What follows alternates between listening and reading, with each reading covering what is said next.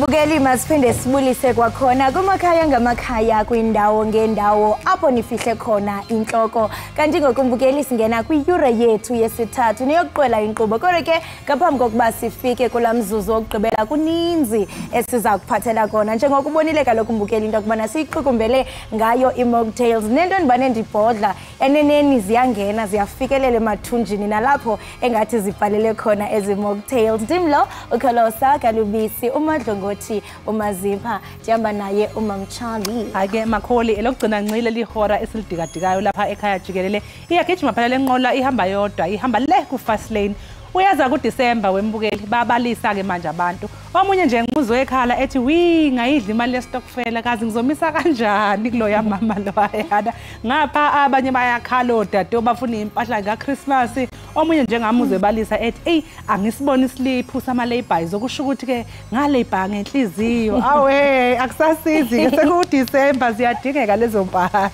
and ke kule yestokfela kaloko omnye watsho wathi bethuna mina bendichile qaqala unyaka sithethe into bana imali yestokfela mayingahlali kum nathi nini nathi hayi wena imali nantoni ayisekho ke ngoku sizawuthini ebantwini sizawuthini siphinde futhi inkosi yami isixwayise nabantu emakhaya ababukeli ngalesi sikhathi ikakhulukazi izitokfela bakithi ukuphatha imali ezinkulu kuyingozi engathi imali ingahlala emabhenki kwenziwa ama transfers ngoba ngalesi sikhathi ngesikhathi kaDisemba nezigebengu zisuke ezithebhe ngoba ziyazi ukuthi abantu basuke benezimali and apho ebhlungu ufumanisa into bana isigebenga silapha kwakuni siyazi ukuthi ubani ophethe imali uyophuma because kwakho khona isiganeko apho sisababini kusho ukuthi bavele bathathwa imoto bahlise ehlathini bezibuza bethwele izandla enhloko bethi sizawuthini ebantwini sizawuthini senje uyahlekisa xa ibukela but xa icinga nyani mbukeli njengamanje njengoba ke sesingene ehoreni lesilogcina ake sibheke indaba ehamba phambili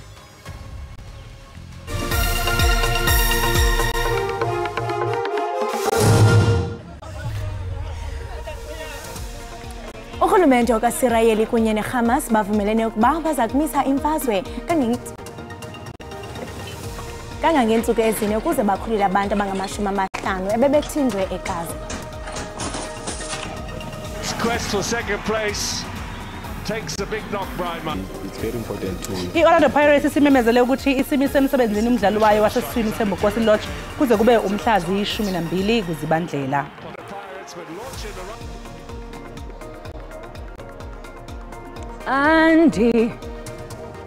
Andinanto undize kanye nkosi ndize kanye nkosi yam molweni emakhaya igama lam ndingu-Ikhona ndiyimvumi zenihlale ke nibukele Ekhaya Jikelele apha ku-SABC Plus nonwabela izinto ezifana nezemidlalo ezendaba nazo zonke ezinye izinto enizithandayo emakhaya ningahambi.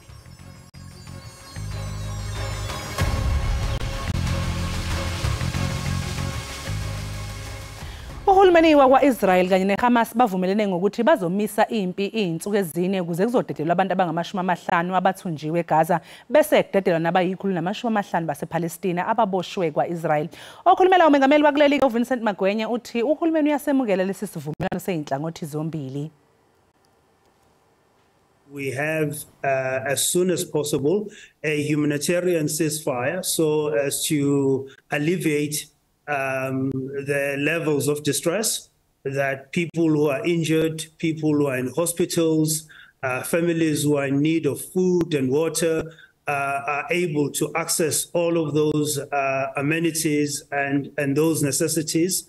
It's a development that we recognize as quite key, and it's a theme, it's rather a development that aligns very well with the theme of yesterday's gathering of BRICS leaders who all called for a ceasefire and a humanitarian ceasefire and a focus on reaching those who are in need. We therefore commend the state of Qatar, the United States government, as well as other parties who have been quite instrumental in arriving at this point.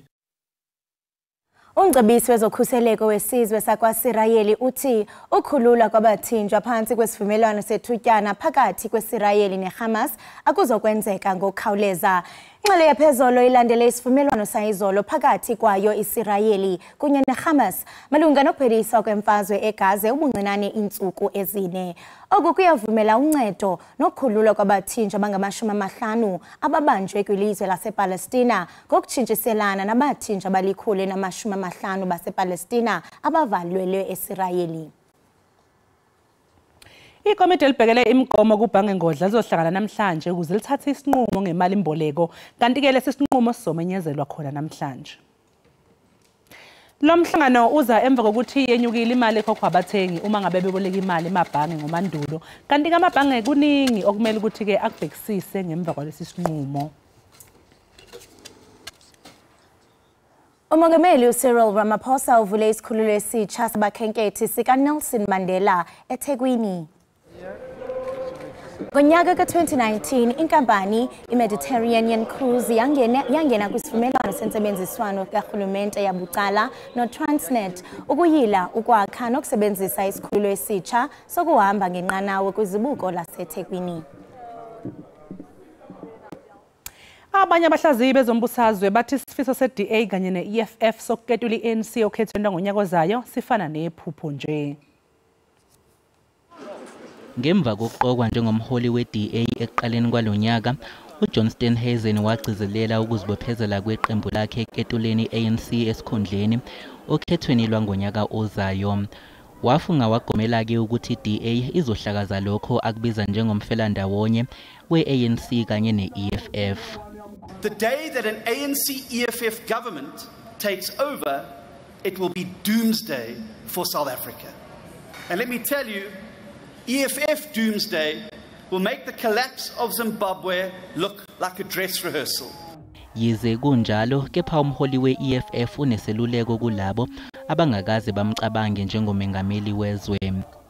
Those who think and believe that the ANC will survive 2024 national and provincial elections need close, very close medical and psychiatric observation. Abanye-ke abahlaziyi bezombusazwe bathi okwamanje iNingizimu Afrika engabuswa yi-ANC isafana nephupho. All of the political parties, even the tiniest of them, that will be contesting the 2024 elections, see themselves as the next government.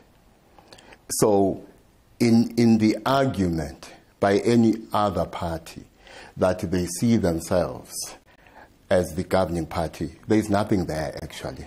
Osombusazwe bangaba nezifiso zabo, kepha-ke isiyobanjwa eshone nayo okhethweni lwangonyaka ozayo. Ikomiti yezobulungisa eParlamente izakwenza isindululo sokuba iParlamente mayivotele ukususa ijaji edla umhlala phansi uNkola Mutata kunye nejaji enqunyanyisiweyo kwinkundla ephakamileyo yaseNtshona Koloni uJohn Hlophe. Usihlalo wekomiti lezobulungiswa uBulelani Magwanishe wethule lesi sinqumo ekomitini. By a majority view, we will recommend to the National Assembly that Judge John Mutata be removed from office. The committee, by majority decision, will recommend to the National Assembly that Judge President John Hlophe be removed from office. Ngaphambi kokuba lenze lesi siphakamiso ikomiti licele abezomthetho eParlamente ukuthi balinikeze umhlahlandlela.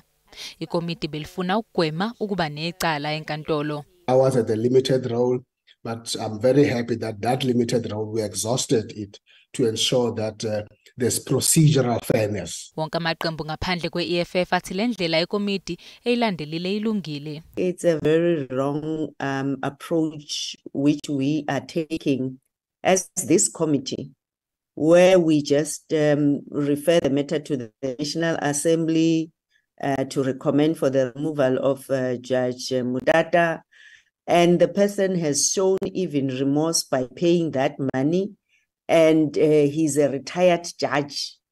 Where is Ubuntu? I mean, to just deal with the Africans like this. Amanye amaqembu awahambisananga nalomuzwa. I don't think it would be fair or accurate to at this stage assert that this committee acting on behalf of the National Assembly has not properly dealt with the matter procedurally. I-EFF iphinde yaphikisana nesinqumo sokukhipha uhlophe. Ithi wonke amacala kumele eqale equlwe enkantolo. Isakhungathekile imindeni yabafundi abathathu basemdantsane e-Eastern Cape abadutshulwe bashona ngesonto ebusuku ngesikhathi beyilungiselela ivivinyo zokuphela konyaka kanti kwembula kwembeswa kumfundi wesine. Akwaziwa ukuba yintoni unobangela wesisehlo. Usapho lukaLukunye kunye no-Umen Ndambiyane luthi ludandathekile. Bebebonwa njengabantu abanophuhlisa ekhaya. Mina ndifuna lo muntu uyenzileyo lento abanjwe and get what is coming kuye, because kaloku akhangabuze ngokangena kwabantwana. Uveke wangena nje wangena kowokuqala eminyango wamdubula straight up. So andifuni abe lapha emphakathini, akadeserve balapha emphakathini tu. Ukanti nabafundi nabo abekho kwimeko entle. Andikwazi nothini but akamngeli nangoku because abantu abasondele kakhulu kum bendihlala nabo bebehlala ekhaya beberende ekhaya. Bengumuntu bengadubi eklasini bengasokolisi yonke into eklasini ibe right kuye. Isebe lezemfundo ephondweni lithi lijonga indlela zokuncedisana nezintsapho. Kuba esaziwa lo muntu wenze lonto kufanele into bani law enforcement agencies selezimthathile xa kungoku. Kukwatyalwe onontlalontle ukuze baqhube inkqubo yentuthuzelo ngokwasemphefumlweni. Abongile Yankisi kwiindaba ze-SABC emdantsane.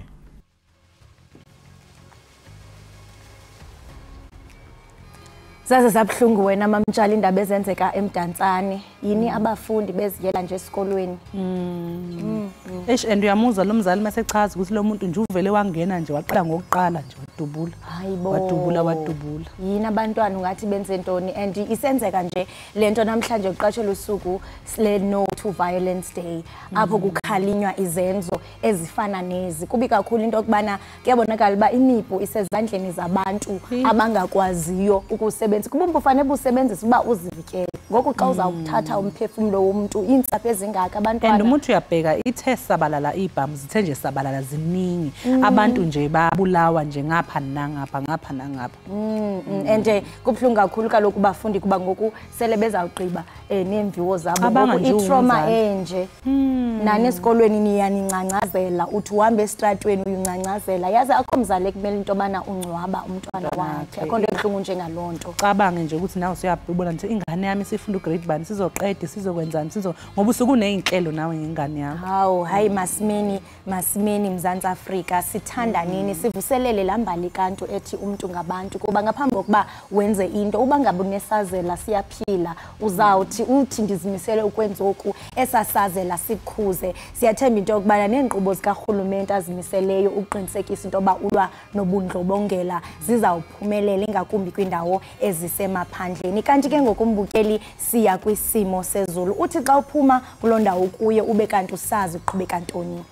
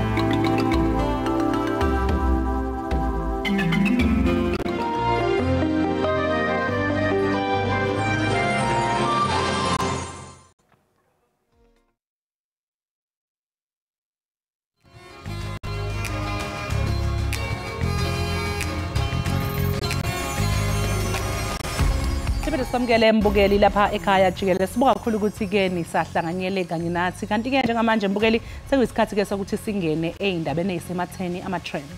Yebo, sijonge mbukeli bazeziphi eziphala phambili phaku X. Kanti ke #rand uphala phambili. Lesibini ke #Thembinkosi Lodge. Ingaba kuqhubeka ntoni phaku rand mamtshali? Ibhange laseBrithani ke iStandard Chartered liphakathi ke kwamabhange angama-28 phela asolwa ngokuxhaphaza irandi. Kanti ke ikhomishana ebhekele ezokuncintisana ithi lamabhange azenzele inzuzo elinganisela kuma-trillion amarandi insuku zonke phakathi konyaka u-2007 kanye nonyaka u-2013.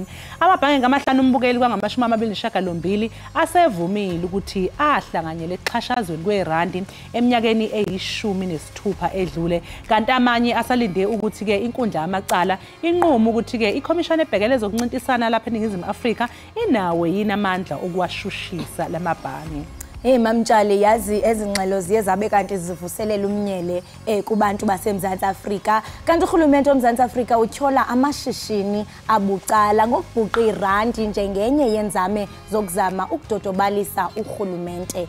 Kanti ikomishoni yokhuphiswano ihlawulise ibhanki yaseBrithani iStandard Chartered izigidi ezingama-42. Umphathisi wakhe kwiofisi kamongameli uKhumbudzo Ntshabeni uyibethelele into yokuba icandelo labucala alinamandla kuphuhliso lwelizwe.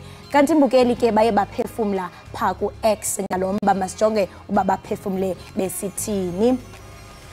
Ubonkosi Mlambo uthi rand manipulation means that there are assets which got repossessed, which shouldn't have been. It means there are businesses and individuals which were blacklisted for failing to repay loans due to inflated cost of borrowing. These banking cartels buried us alive.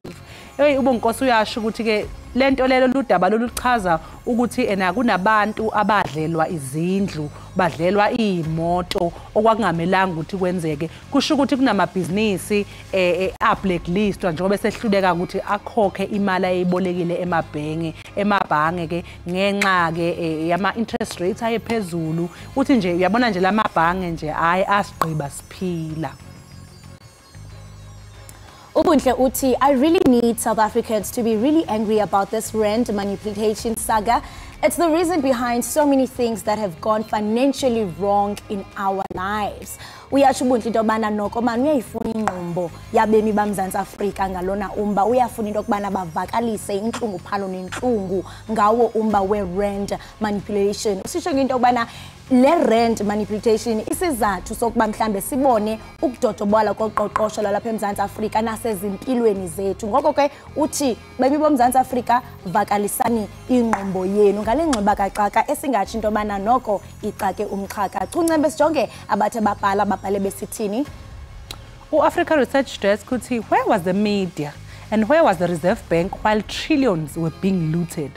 Uthi babe kuphi abezindaba, yayikuphi iReserve Bank ngesikhathi kuntshontshwa kuthathwa ama-trillions amarandi la, ngoba ngijakhumbula ukuthi masisho besifundile lapha sisho ukuthi babethola ama-trillions phakathi kanyaka u-2007 kanye ke nalona omunye unyaka. Impela ke abantu akekho jabulile ngalolu daba. Ukhona omunye saphawulile mayelana nerandi noma mhlawumbe sesiqhubekela ku-hashtag yethu. Usasekhona uGreat Zulu, uthini uGreat Zulu? uGreat Zulu uthi, interesting that rating agencies are all quiet amid the news of banks manipulating the rand.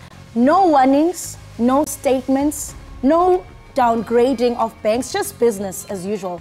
Jacob Zuma would sneeze and they'd put South Africa to junk status the next day. Indeed, they are mouthpieces of capitalists. Uyatsho Great Zulu into yokubana hayi noko man bekuthule kutheke cwaka. I-rating agencies oko zithulile ngezindaba. Asifumani izingxelo zokuba mhlambe naku kusiza le ngxeba kaxaka yokumanipulate kwerandi. Uthi akho silumkiso esiphumileyo, akukho statements, kuthuleke nje kuthiwe kucaka. Ndiyambona into yokubana ubalula igama likamnumzana uJacob Zuma. Uyasho into yokubana jonga bezawuthimla kwaye bezawubeka nje uMzantsi Afrika kwenye nje into engaziwayo kusuku olulandulayo. Ngabantu bephefumula pha ku-x.com kuyabonakala mbukeli into okubana oku kuye kwavuselela umnyele kubantu abaninzi bezibuza into obana ingaba mhlawumbe abantu balapha eMzantsi Afrika esibona into okubana baphila nzima njengoko kaloku kubonakala into okubana kukho uqhoqeko kwezoqoqosho into obana yonke lento ibabeka phi bona.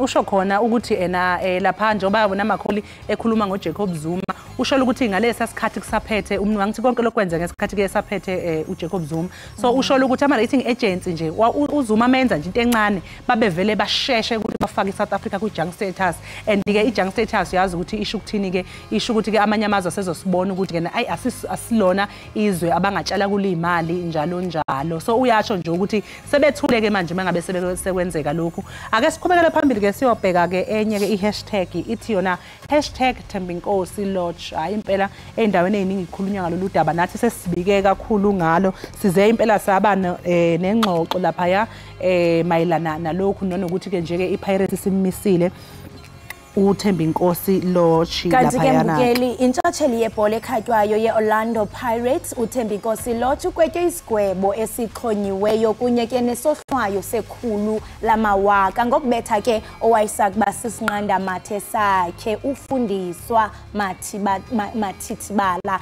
Isigwebo ke siye saxhonywa iminyaka emihlanu kwaye ke sinemiqathango. Kuyasho ke futhi kuthiwa lo mdlalo wasesiswini kosaqhubeka nokumela iqembu kuthiwa akakulungele ukuphatha isibhamu kanti ke inkantolo iyalele lo mdlalo webhola ukuthi akhokhe inhlawulo enhlanganweni ephathelene nodlame lobulili lo nhlawulo u100,000 ukwena mukena ke lapha ku-x.com uPaulile uthi this purely undermines all efforts to put fight gender-based violence. Usho khona ukuthi lokhu kubukela phansi yonke imizamo yokuzama ukulwisana lesihlava sokuhlukunyezwa nokushaywa kwabantu besifazane. Utabang uti sooner we realize that the justice system of South Africa applies their judgment based on personality, bank balance of accused, the better offences comes secondary. Country with a high GBV, but some accused won't do jail time, especially from pirates, chiefs, players, etc. Highly unlikely.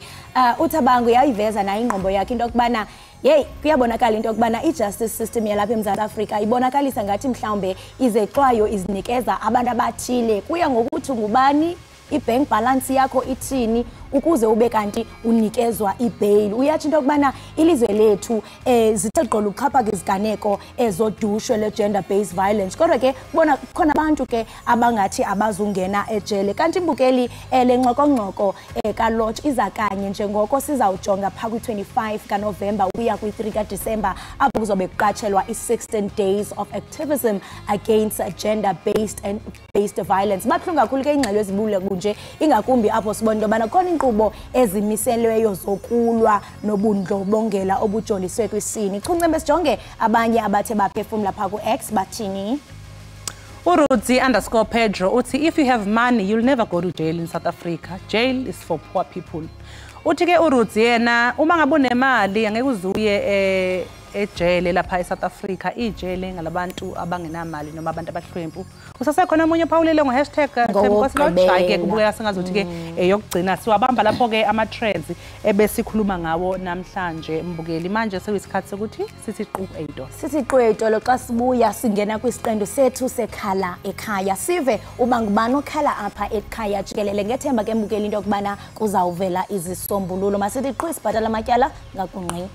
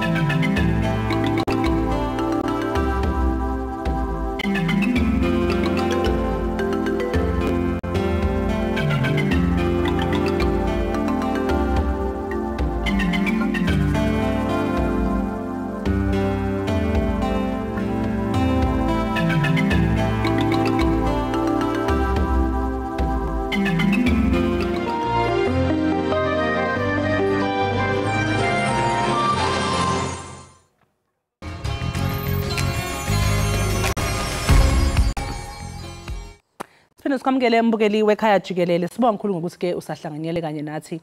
I-Harvest Worker incwadi ekhuthazayo, ingokomoya neingcebo ngokwenkolo. Iyakhana ngokomoya futhi ke inezahluko zezenkolo eziqondisa endleleni uthola kabusha ubuwena kuKristu nokufeza nje ke injongo yakho ngokholo olungantengantengi. Le ncwadi ke inikeza imbono yokuphishekelela ke umsebenzi wokuhlonipha uNkulunkulu nokuphila okunenjongo. Ukuzokabanzeka ngale ncwadi mbukeli sixhumana no-Octavia Masipa ongumbhali wale ncwadi ophinde futhi abe ngumfundi enyuvesi yaseVets. Octavia, sikubingelele sikwamukele lapha ekhaya Jikelele.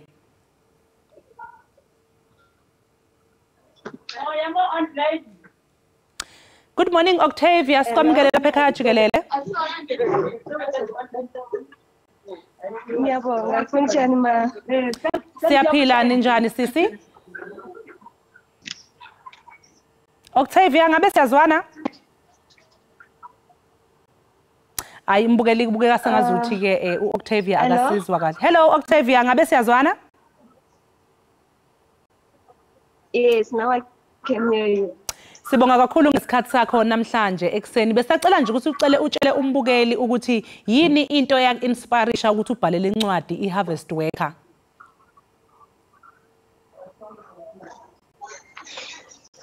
The inspiration behind the Harvest Worker is only by looking at the ministers of the word who keep spreading the gospel irrevocably and unshakably, despite how the world has turned out to be, where most laborers of faith resort to conforming to the standards of the world.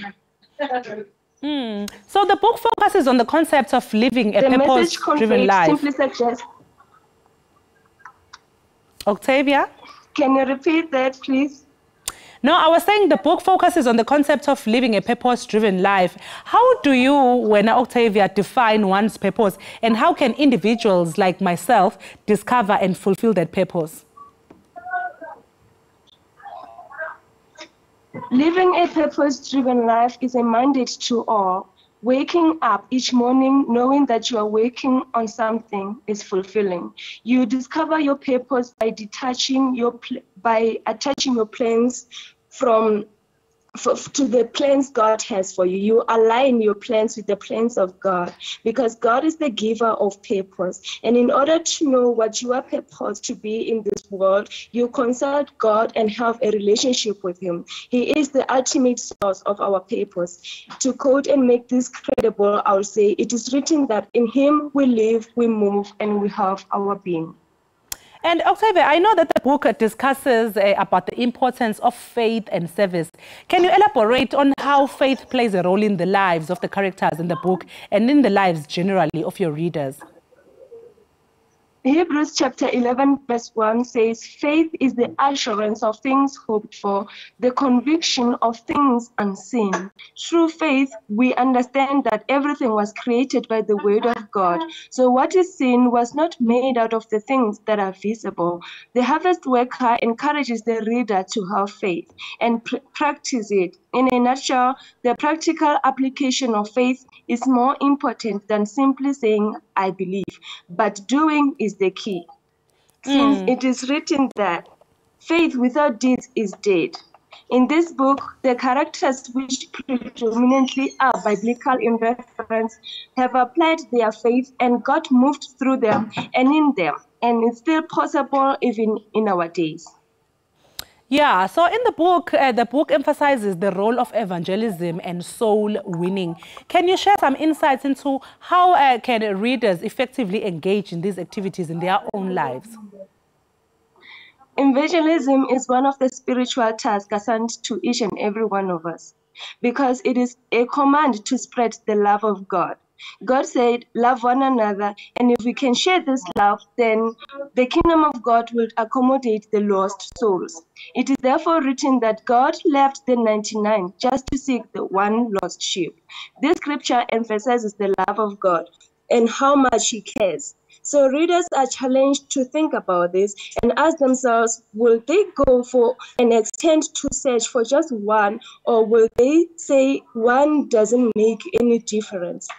Are we conscious of the importance of soul winning in our daily basis, or we are vexed with distractions and daily proceedings that we forget our daily task and our godly task, that is to win souls wherever we go? I know that the concept of rest is highlighted in the book.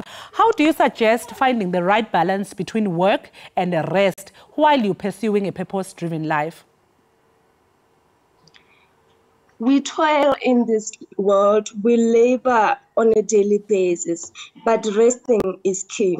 Those who are heavy laden, they should cast all their worries to God, and He shall give them rest. We are so used to rest before we can even work.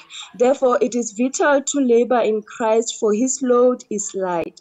And laboring for Christ is not vanity. We are troubled and tired because we fail to labor in the Lord, but we toil for the world. Striking the balance between rest and work is to do everything as though you were doing it for God. So I know that the book contains 60 chapters. Wow, that's a lot of chapters. Can you describe the significance of this structure and the themes, or maybe lessons that readers can expect to find throughout this book? 60 chapters is the whole package of what you need to be a fruitful and productive laborer. In this book, the readers are reminded of the theme of good choice, of faith application, change, renewal of mindset, prayerfulness, because the Bible says pray without ceasing. So in this book, you are given a mandate to be the worker in the godly kingdom and in the heavenly kingdom. So Octavia, how do you see your book contributing to the broader conversation on spirituality and self-discovery? May you please repeat? No, I was asking, how do you see your book contributing to the broader conversation on spirituality and self-discovery? This book is a quest to self-discovery. It is a pilgrimage to spirituality. So we can lead a purpose-driven life rather than be caught between what to do and what not to do. Because when we are led by the Holy Spirit, we automatically know what it is to live and walk in spirit rather than walking by sight. We should be led by the Holy Spirit, because without purpose, we will be weary and we are going to be confused and depressed. But the Bible says God is not the author of confusion. And therefore, when we lead a purpose-driven life, we know what to do and we know how to live a holy life. Octavia, for any of our viewers who would maybe like to get a copy of your book, where can they access you or maybe get the book? Octavia, can you please repeat? I'm sorry. I'm just asking for our viewers or anyone that would like to access your book or buy your book, where can they access it? So I do direct sales and I courier via Pexi, which is like Pep, Pexi, and also RAM with Pick and Pay. They can find me on social media on Octavia Maserole on Facebook. That's my handle. Thank you so much for your time this morning, and we wish you all the best.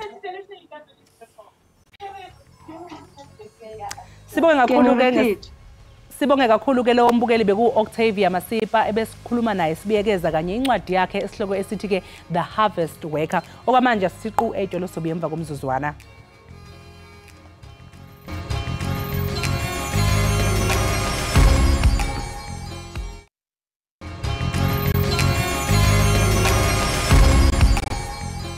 Sibambe ngazo zozibini imbukeli ngokuba usahleli nathi apha ekhaya jikelele kanti kokumbukeli singena kwisiqendu sethu sekhala apho ekhaya apho kaloku uvakalisa inhlungu odlula kuzo sizame imbukeli uqhagamshelana nomuntu oza kunceda kule veki ke sithetha nomama oneminyaka engama22 42 years ubudala umama uNosipho Sikhuza obandakanyeka kwingozi yemoto kwiminyaka engama24 edlulileyo ngoku kunzima kuye ukufumana umsebenzi usizigcina kuba kaloku akakwazi ukusebenza iiyure ezinde ngenxa ke yokwenzakala kwakhe kaphezulu koko bukeli uthi uye wazama efaka izicelo kwaSASSA kodwa siye sakhatywa izicelo sakhe ngaphandle kokunikwa ingcaciso ecacileyo ngaphambi kokuba ke mbukeli sinxibelelane naye masive ngebali lakhe ukufumana banzi ngoku kwaye ke safumana nempendulo sikrece uthethela iSASSA engingqini kwiqonga kwiqonga likaZuma.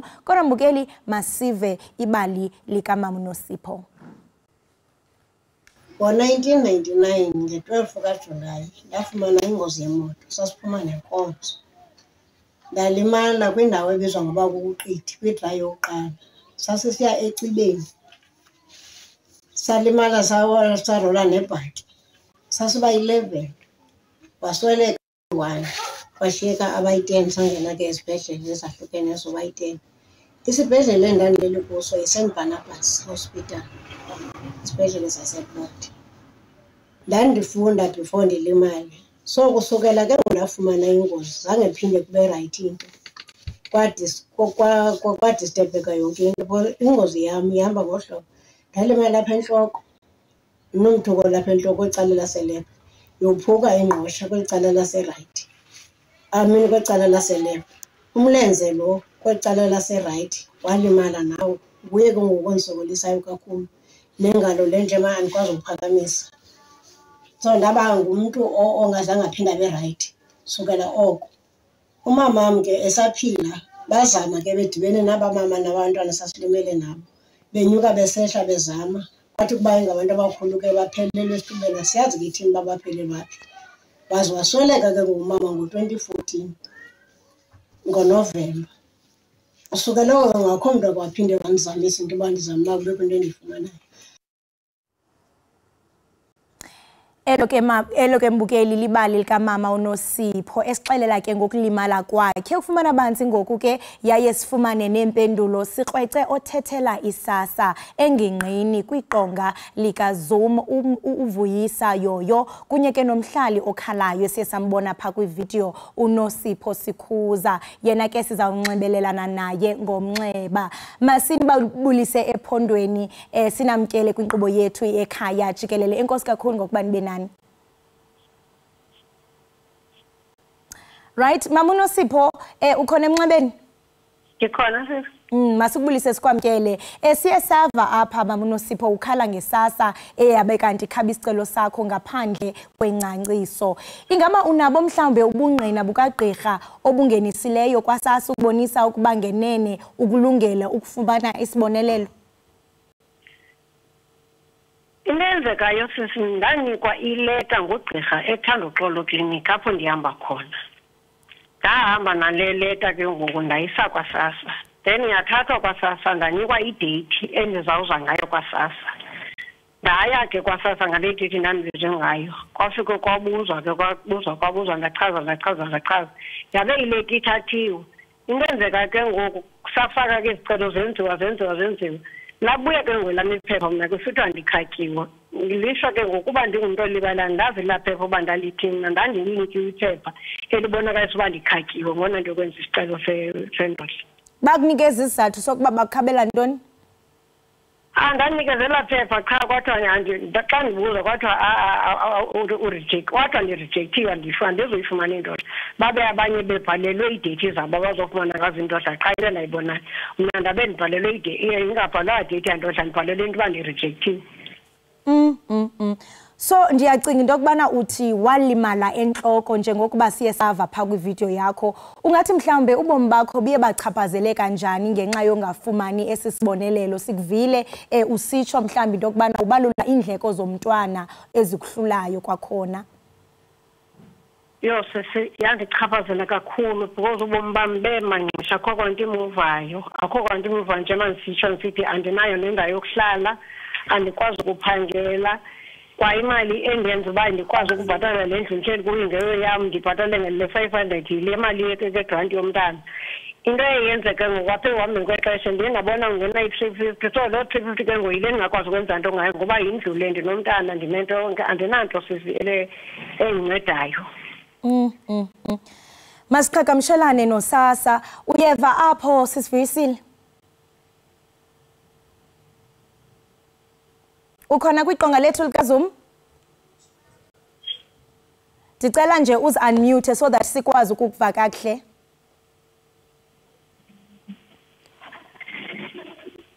Ngelixesha ke sisazama into yokubana siqhagamshelane naye uVuyisa. Ndingathanda ukubuyela kuwe Mama uNosipho. Emveni kokuba uye wathi thaca izikhalazo zakho wafumana ileta ongayiboniyo ngoku kwaye watsho nangendlela mhlawumbe okuthe kwachaphazela ngayo impilo yakho. Kuyaphawuleka mama into yokubana ngu-24 years. So for the past 24 years ungathi ubuphila ububomi? Into eyenzekayo kaloku sisi ndiye ndazama ukuphangela njengoba ndisitsho apha zikhona enye ividiyo bendiyenzi. Ndiye ndazama ukufuna umsebenzi ndafumana kwifirm ekuthiwa kuse-icing. So ndasebenza apho ndohlulakala ngenxa yoba lo mlenze waserayithi uyadumba xa ndimile njengoba walimalayo. And ndisebenza ngetarget phaa le ngalo yaseleft njengoba ingqosha yophukile andikwazi ukuxhathisa phaya kuyanqunqa unqunqa into njengama-orenji neepayina nento nosofuneka uxhathise ke ngoku ucaba ke ngoku ndiyasafarisha andikwazi ukuyenza itarget kuba nomlenze ubuhlungu ndingakwazi ukuma. So ndapha ndiziyekela ngoba negambutsi zazingangeni iqatheli njengoba lidumba nalo mlenze andikwazi uzinxiba igambutsi. So ndazibona into yoba no impilo yam iyamoshakala more than uba imoshakele. Ndabuye ndazohlala phantsi ke ngoku ndingagqithanga ngenxa yokuba andikwazi ukuafforda ukusebenza. Njengositsho into yokubana ngoku uba ndiyekile ukuphangela e-icing ndamane ndisenza ijob ke ndicika icela uwashing lo mntu ndimcicelayo andinike lo 150 ndiphile ngayo. Sometimes ke ngoku ndingakwazi ukucica xa ndinike iwashing eninzi ngoba lokho andikwazi ukuxhathisa into ezinkulu andikwazi uzivasa. Omnye andicela uba mandimklinele indlu andikwazi ukuphakamisa khawusha andikwazi ukuphakamisa ntoni andikwazi ukukhwela phezulu ndibanesiyezi njengoba ndinalo mthuku lapha entloko. So ndoyisakale athi umntu hayi ungabuyi ngomso ndiyeke ke ngolo hlobo. Yo yabuhlungu kakhulu. So bakhona mhlawumbi abantu abaxhasayo since ungafumani kwa isibonelelo esuka kusasa uyifumana njani inkxaso mali kuba kaloku xa uzawuthi kuba nzima nokuba uhlale emsebenzini kuba uva intlungu unyawo luyadumba ingaba uziphilisa kanjani mama? Sithi ndiphilisa ukuphiwa ngabantu okanye kuthi mhlawumbi nasecaweni ukuthi hayi manje singinikelele anikelele ndiyocuca zezo nto ziphele ukuphela kwazo ndihlale umntana mahamba esikoleni engaphathanga lantshi ne-uniform yakhe ingapheleli ngoba lokhu andikwazi ngemizini ngoku ebengenele ile ntuku ebengenele onobuhle kuqala ndayiboleka i-uniform iziphelela ayiphelelanga i-uniform yakhe ndamnxibisa wahamba wabuye ephumelele konobuhle waphinde wangenela itrofi wangenela i-awadi uba ungumntana okefa wafumana iitrofi ezintathu. Nalapho ndiphinde ndiyoboleka kwenzela uba akwazi ukufana nabanye abantwana ndiphila ngokuboleka ndiphinde nokuphiwa.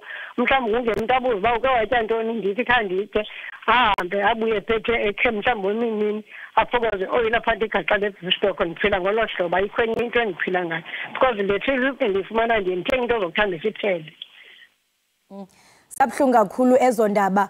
Mama sizawuzama apha siqhagamshelane naye uVuyisa osuka phaa kwiziko lakwaSASSA. Vuyisa ukhona emnxebeni masikubulise sikwamkele enkqubeni ndiyathemba into yokubana uye wasiva isikhalazo sikamama othe wasibhalela apha kwisiqendu sethu sekhala ekhaya esitsho into yokubana uye wakhatywa nguSASSA emva kokuba ebekanti ebeyacela emva kokulinyalwa. Ingaba uphendula uthini ngalomba kwaye yintoni mhlawumbe ebangela into yokubana isicelo sakhe sesibonelelo sikhatywe? Enkosi Vyokazi. Uxolo mama uthetha noKholosa. Enkosi kakhulu. Enkosi Kholosa mandizibulisele kuwe ndizibulisele kuwe studio ndizibulisele nakubaphulaphuli ndisivile isikhalazo. Andiyazi noba usisiNosipho usekhona na emnxebeni mhlawumbi ubandelele? Nikhona sisi. Okay.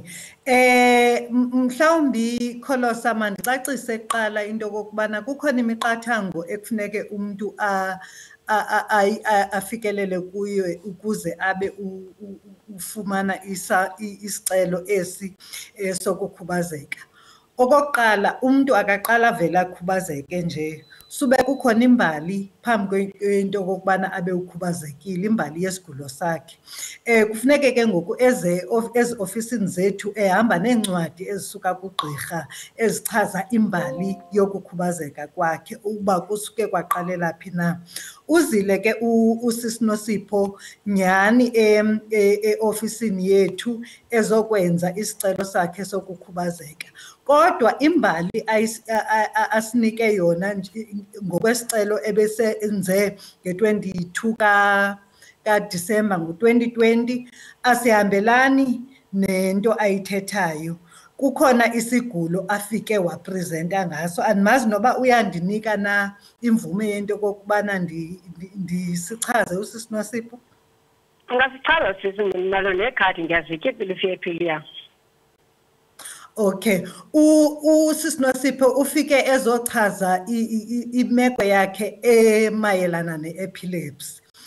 I-epilepsy ke sisi Nosipho, it's a chronic condition.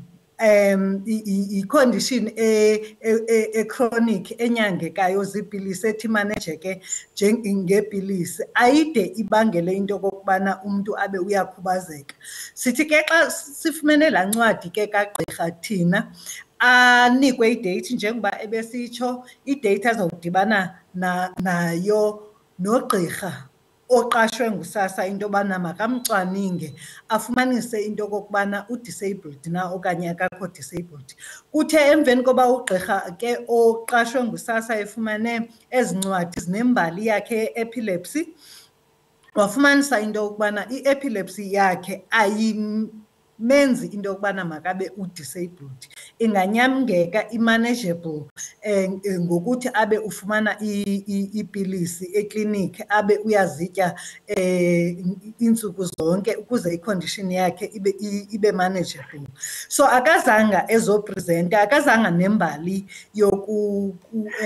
yengozi njengoba ebesitsho into yokubana ebefumene ingozi. Ewe ugqirha uyibonile into yokubana unako ukonzakala egxalabeni ngokwencwadi esinazo. Uxolo nje sisibuyisa ngenxa yexesha ndiyalibona into yokubana liqhathwe yinja. Ndiyathanda into yokubana ngaphambi kokuba sihlabele emgama siyiqukumbelele inkqubo kuba nje ixesha liyasichana.